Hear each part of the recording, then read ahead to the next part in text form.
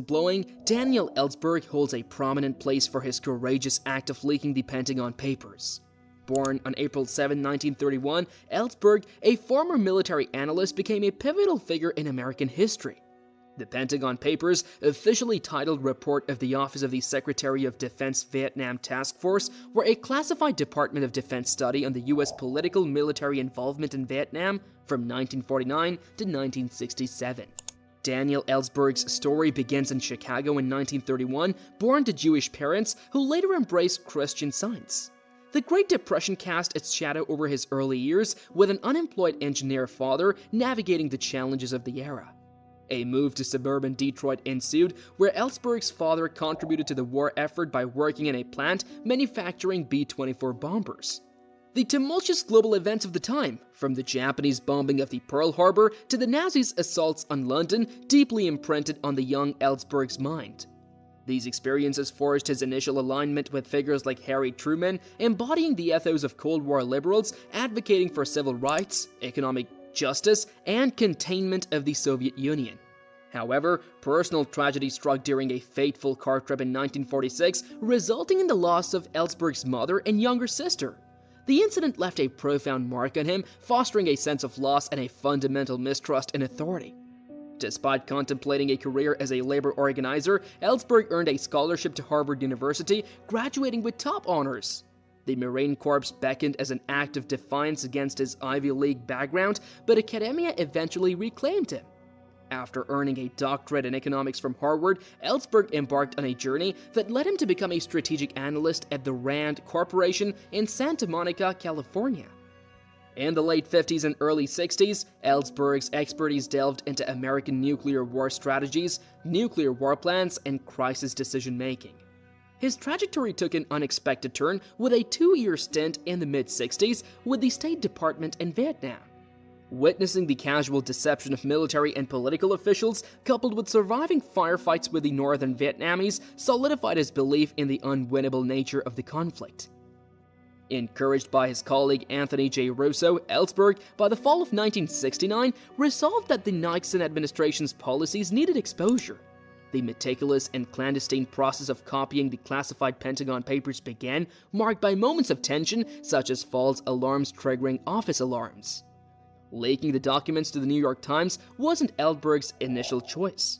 He had hoped that influential figures, including Henry Kissinger, would recognize the futility of the war upon reading the classified McNamara study. Rebuffed by legislators like Sen. William J. Fulbright and Sen. George McGovern, Ellsberg turned to the media. A twist unbeknownst to Ellsberg until decades later involved Marcus Raskin and Ralph Stavins of the Institute for Policy Studies, who had already shared some papers with Times reporter Neil Sheehan. Sheehan defied Ellsberg's wishes and didn't provide advance notice before the first Times report ran. In his later years, Ellsberg transformed into a vocal free speech and anti-Iraq war activist. He drew parallels between U.S. involvement in Iraq and Vietnam, advocated for President George W. Bush's impeachment, and voiced concerns about Afghanistan. His activism extended to campaigns against nuclear arms proliferation, and he penned The Doomsday Machine, Confessions of a Nuclear War Planner. Beyond his personal life, Ellsberg defended fellow whistleblowers like Julian Assange, Chelsea Manning, and Edward Snowden. His legacy endures as a symbol of individual conscience and the impact one person can have in history. Daniel Ellsberg passed away at the age of 92, leaving behind a rich tapestry of experiences, challenges, and a lasting imprint on the landscape of truth, justice, and accountability. Ellsberg, deeply troubled by the content of the papers, believed that the American public needed to know the truth about the government's decisions regarding the Vietnam War. In 1971, he leaked the Pentagon Papers to major newspapers, including the New York Times and the Washington Post, exposing the government's deliberate concealment of sensitive information and its misleading portrayal of the war. Ellsberg's journey began with academic achievements at Harvard and the University of Cambridge, followed by service in the Marine Corps during the 1950s. After earning a doctorate from Harvard, he joined the Rand Corporation as a military analyst. His time spent analyzing the Vietnam War eventually led him to oppose the conflict. Motivated by a commitment to truth, Ellsberg painstakingly copied the 7,000-page Pentagon Papers and shared them with major newspapers like the New York Times and the Washington Post. The repercussions of Ellsberg's courageous act were profound. Arrested and tried under the Espionage Act, his case took a turn in 1973 when it was revealed that the Nixon administration had orchestrated covert actions to undermine him. Covert activities included wiretapping his phone and breaking into his psychiatrist's office in a quest for compromising information. The judge dismissed the charges against Ellsberg, shedding light on the government's attempts to silence dissent. Similar to millions of fellow Americans, both within and outside of the government, Daniel Ellsberg had reached a turning point in his stance on the prolonged Vietnam War. He, like others, grew disillusioned with the government's assertions of the war's winnability and the notion that a North Vietnamese triumph over the US-backed South would lead to the spread of communism in the region. What set Ellsberg apart was his unique position to effect change. In his 2022 memoir, Secrets, a memoir of Vietnam and the Pentagon Papers, Ellsberg articulated the sentiments of an entire generation of Vietnam-era insiders who shared his disenchantment with what they perceived as a futile and unending war. By 1968, if not earlier, this collective yearning to extricate the nation from the war had become widespread among insiders.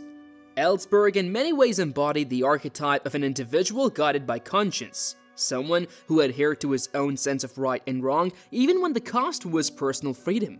Described by David Halberstam, the late author and Vietnam War correspondent, as an extraordinary convert, Ellsberg possessed exceptional intelligence, insatiable curiosity, and profound sensitivity. He was a natural advocate who viewed political events through the lens of moral absolutes and demanded accountability for abuses of power. Moreover, Ellsberg symbolized the decline of American idealism in foreign policy during the tumultuous decades of the 1960s and 1970s. His story mirrors the upheaval of the post-World War II consensus that advocated opposition to communism, whether real or suspected, on a global scale. In the throes of legal battles, Daniel Ellsberg found himself at the center of high-stakes trials in both Boston and Los Angeles, facing federal charges of espionage and theft that could have resulted in a staggering sentence of over 100 years. Expecting incarceration, Ellsberg's fate took an unexpected turn, shaped in part by the fury of President Nixon and the overzealous actions of those in his circle. The Boston trial culminated in a mistrial when it was revealed that government wiretaps had intercepted conversations between a defense witness and their attorney. Simultaneously, in Los Angeles, charges were dismissed after Judge Matthew Byrne discovered that White House plumbers G. Gordon Liddy and A. Howard Hunt had orchestrated a break-in at Ellsberg's psychiatrist's office in Beverly Hills, California. Judge Byrne ruled that the bizarre events have incurably infected the prosecution of this case. As this legal drama unfolded, the plumbers continued their criminal activities, including the infamous Watergate break-in at the Democratic Party's national headquarters in June 1972. The Watergate scandal, while not preventing Nixon's resounding re-election in 1972, would ultimately unravel during his second term, culminating in his resignation in August 1974. By that time, U.S. combat troops had withdrawn from Vietnam, and the North Vietnamese captured Saigon in April 1975. Reflecting on the pivotal role he played in Nixon's downfall, Ellsberg remarked to the Associated Press in 1999, "Without Nixon's obsession with me, he would have stayed in office. And had he not been removed from office, he would have continued the bombing in Vietnam." Ellsberg's compelling narrative was brought to life in the 2009 documentary, The Most Dangerous Man in America, Daniel Ellsberg and the Pentagon Papers. The film's West Coast premiere, just blocks away from the Rand Corp headquarters where Ellsberg once worked, saw the whistleblower's attempt to rally old colleagues to attend, albeit without success. As we conclude this retrospective journey into the life of Daniel Ellsberg, the whistleblower extraordinaire who courageously exposed the truth encapsulated in the Pentagon Papers, we are reminded of the indelible mark he left on history. Ellsberg's unwavering commitment to transparency, justice, and the greater good echoes through the annals of time. Comment below your thoughts and don't forget to like, share, and subscribe to stay tuned for more.